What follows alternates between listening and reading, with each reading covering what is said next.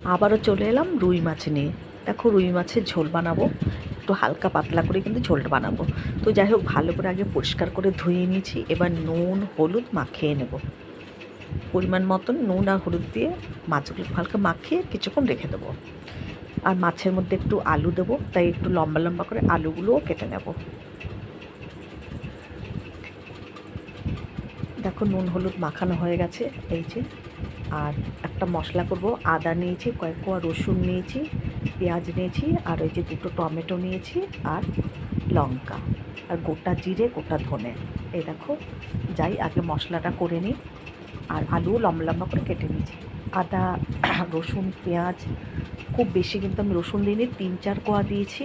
আর এই যে গোটা জিরে গোটা ধনে সমস্ত কিছু দিয়ে একবারে একটা মিহি পেস্ট করব। জিরে ধনে আমি সবই দিয়েছি। এবার মাছগুলোকে আমি একে একে করে ভেজে নিচ্ছি, একটু লাল লাল করে ভেজে নেব। খুব বেশি কিন্তু মশলা দেইনি, রসুন দিয়েছি 3-4 কোয়া, আর একটা বড় সাইজের পেঁয়াজ দিয়েছি, কারণ মাছ কিন্তু এখানে অনেকগুলো আছে, প্রায় 14 পিস মাছ আছে। তো যাই হোক, মাছ আন্দাজে কিন্তু আমি মশলাটা একটু কমই দিয়েছি। তো এবার মাছগুলোকে একে একে করে ভেজে নিয়েছি আমি। ওই ভাজা তেলের ওপরেই আমি এবার আলুটা ভেজে নিচ্ছি। আলুটা ভাজার সময় কিন্তু ওপর দিয়ে একটু নুন ছিটিয়ে দেবো, তাহলে ভাজাটাও ভালো হবে আর আলুগুলো খেতেও কিন্তু ভালো লাগবে। তো যাই হোক, নুন একটু দিয়ে দিয়েছি। এবার ভালো করে লাল লাল করে আলুটাকে ভেজে নেব। তারপরে এর মধ্যে দিয়ে দিলাম একটু পরিমাণ মতন হলুদটাও দিয়ে দিলাম কিছুক্ষণ পরে, কেননা আলুটা তাহলে দেখতেও ভালো লাগবে। হলুদটা দিয়ে ভাজা করলে আলুগুলো দেখতে খুব সুন্দর হয়। তো দেখো, মাছ আমি সব ভেজে নিয়েছি। এবার আলুটা আমার প্রায় লাল লাল ভাজা হয়ে গেছে। এবার একটু আলুটাকে সাইডে সরিয়ে এর মধ্যে আমি দিয়ে দিচ্ছি গোটা জিরে আর একটা শুকনো লঙ্কা ফাটিয়ে দেবো, আর একটা তেজপাতা দিয়েছি। মশলাটার মধ্যে কিন্তু আমি সামান্য একটু গোটা গরম মশলাও ব্যবহার করছি, একসাথে সব পেস্ট করেছি। তো যাই হোক, এবার ফোড়নটাও দেখো লাল হয়ে গেছে। এবার আলুটার সঙ্গে ফোড়নটাও নাড়িয়ে চাড়িয়ে নিচ্ছি। এবার আমি আগে দিয়ে দিলাম এর মধ্যে টমেটোটা তোমরা পরেও দিতে পারো, আর এরকম আলুর সঙ্গেও দিয়ে দেখবে, খুব ভালো হয় কিন্তু। টমেটোর গন্ধটা একেবারেই চলে যায়, আর খেতে একটা আলাদা টেস্ট হয় মাছের ঝোলে। তো যাই হোক, খুব ভালো করে আলুটার সঙ্গে টমেটোটা কিন্তু এর মধ্যে ভেজে নিচ্ছি। টমেটোটা নরম হয়ে যাওয়ার পরে এবার যে মশলাটা বেটে রেখেছি সেটা দিয়ে দেবো। এর মধ্যে পরিমাণ মতন নুন হলুদ সব মিশিয়ে আমি দিয়ে দিচ্ছি। আর একটু লাল লঙ্কার গুঁড়ো, কিন্তু এটা কাশ্মীরি লঙ্কার গুঁড়ো, এটাই ঝাল হবে না, এটা রং হবার জন্য দিয়ে দিয়েছি। দেখো একদম নরম হয়ে গেছে আমার টমেটোগুলো, আলুর সঙ্গে সুন্দর ভাজা হয়ে গেছে। এখন আমি পুরো মশলাটার মধ্যে দিয়ে দেবো।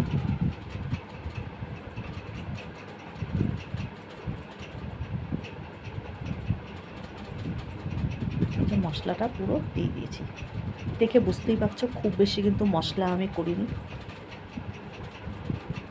আর খুব বেশি কিন্তু কষা কষাও করবো না, একটু মাখা মাখা ঝোল করবো, মাছের ঝোল ঝোল একটু হবে। একটু ঢেকে দিলাম। এবার খুব ভালো করে মশলাটাকে কষিয়ে নেব। একটু নুন দিয়ে দিলাম আর সামান্য একটু চিনি দিয়ে দিয়েছি, দিয়ে মশলাটাকে আবারও ভালো করে কষিয়ে নেব। দেখো মশলা কিন্তু প্রায় কষে এসেছে, মশলা গা থেকে তেল ছাড়া শুরু করে দিয়েছে। আর একটু হলেই এর মধ্যে দিয়ে দেবো পরিমাণ মতন জল।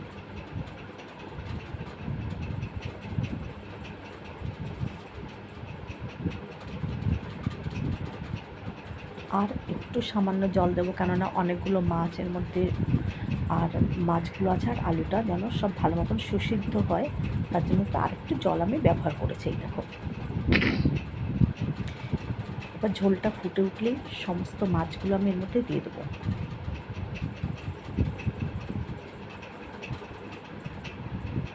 ঝোলটা দেখো ফুটে উঠেছে, এবার আমি মাছগুলো সব দিয়ে দিচ্ছি।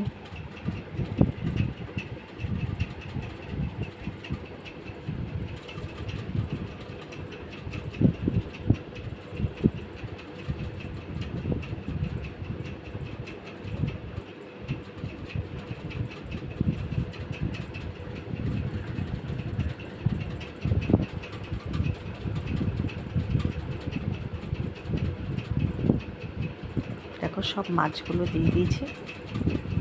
আর মাছের ঝোলটা কিন্তু একটু ঝোল রাখবো।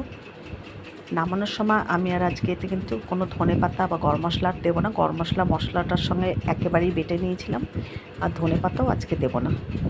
তো যাই হোক, দেখো ঝোলটা খুব ভালো করে ফুটে উঠছে। আর একটু ঝোলটা টানলে পরেই মাছের ঝোলটা নামিয়ে নেব। আর ওপর দিয়ে আমি 3-4টে লঙ্কাও দিয়ে দিলাম, সামান্য একটু মুখটা ছিঁড়ে লঙ্কাগুলো দিয়ে দিয়েছি। আর কিছুক্ষণ হলেই মাছের ঝোলটা নামিয়ে নেব।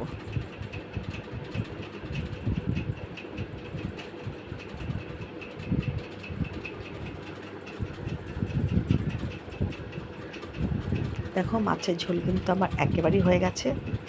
এখন আমি মাছের ঝোলটা নামিয়ে নেব। ব্যাস, মাছের ঝোল আমার একেবারে রেডি। দেখো কত সুন্দর মাছের ঝোলটা কালার হয়েছে। মাছের ঝোলটা কিন্তু এই যে নামিয়ে নিয়েছি। দেখো দেখতে দারুণ লাগছে, খেতেও কিন্তু খুব সুন্দর হয়েছে।